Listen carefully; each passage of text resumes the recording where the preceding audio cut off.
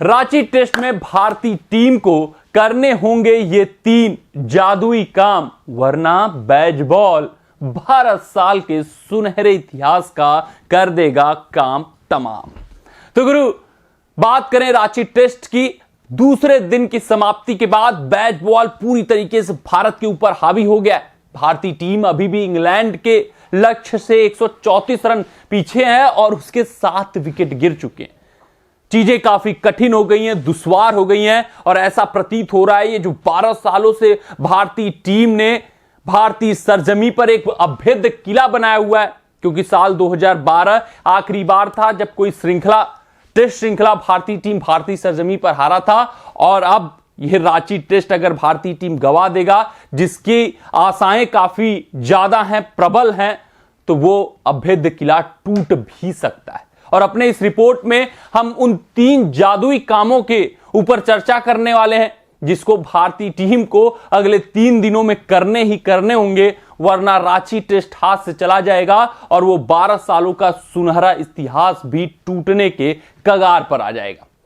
आइए अपने इस रिपोर्ट में हम देख लेते हैं, सोच लेते हैं, समझ लेते हैं और परख लेते हैं कि अगले 3 दिनों में भारतीय टीम को इस रांची की पिच पर कौन कौन से जादुई कारनामे करने हैं जिस कारण वो अपने 12 साल के सुनहरे इतिहास को सुरक्षित करने में कामयाब हो पाए।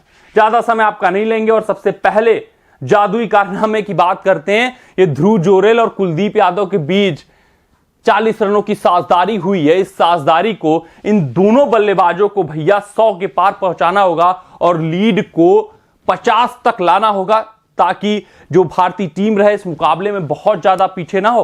क्योंकि रांची की पिच हरकत करना शुरू कर दी है, अभी दूसरा दिन ही समाप्त हुआ है।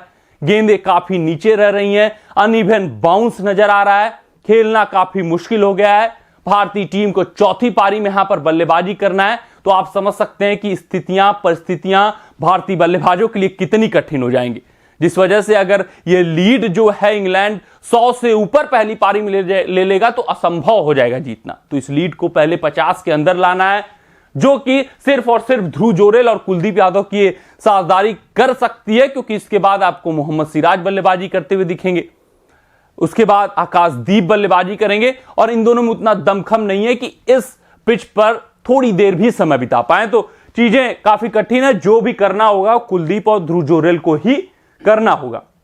अगर बात करें दूसरे जादुई काम की, तो भैया पूरी की पूरी इंग्लैंड टीम को या तो 100 के भीतर, अगर 100 के भीतर नहीं कर पाते हैं तो 150 के भीतर करना होगा। यानी जो टारगेट रहे भारतीय टीम के हाथों में वो 200 के पार ना जाए।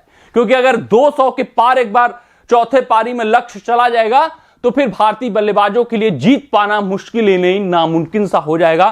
क्योंकि रांची पिच को आपने अभी तक अगर देखा होगा तो आपको समझ में आ गया होगा, पल्ले बात पड़ गई होगी कि भैया यहां पर टिक कर बहुत देर तक आप नहीं खेल सकते। कभी ना कभी एक ऐसी गेंद आएगी जो आपका विकेट लेकर चली जाएगी। तो 200 के पार अगर इंग्लैंड के पास टारगेट आ जाएगा तो भैया बहुत ही कंफर्टेबल पोजीशन में, काफी आत्मविश्वास के साथ इंग्लैंड के गेंदबाजी करेंगे। वही अगर 200 के नीचे लक्ष्य रहेगा तो भारतीय बल्लेबाजों का थोड़ा सा मनोबल ऊंचा रहेगा। बात करें तीसरे जादुई कारनामे की, तो भारतीय बल्लेबाजों खासकर कप्तान रोहित, चाहे 150 का ही लक्ष्य क्यों ना हो, चाहे वो 200 का लक्ष्य ही क्यों ना हो, चाहे 100 ही क्यों ना हो, भारतीय कप्तान रोहित को अंत तक टिके रहना होगा। क्योंकि अगर कप्तान रोहित को छोड़ दें तो भारतीय बल्लेबाजी में अनुभव बिल्कुल भी नहीं है और चेज करते वक्त यशस्वी भी दबाव में आएंगे। शुभमन गिल दबाव में होंगे ही होंगे।